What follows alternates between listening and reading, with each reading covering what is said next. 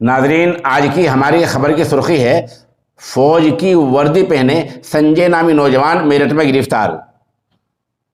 مغربی اتر پردیش کے مشہور شہر میرٹھ کے چھاونی علاقے سے آرمی نے ایک نوجوان کو فوج کی وردی پہنے ہوئے پکڑ لیا ہے۔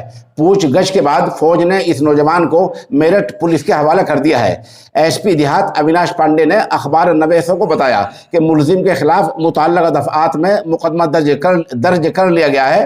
دوسری طرف متعدد تفتیشی ایجنسیاں، جانچ ایجنسیاں تھانے میں پہنچ گئی ہیں جو اس سے جانچ کر رہی ہیں۔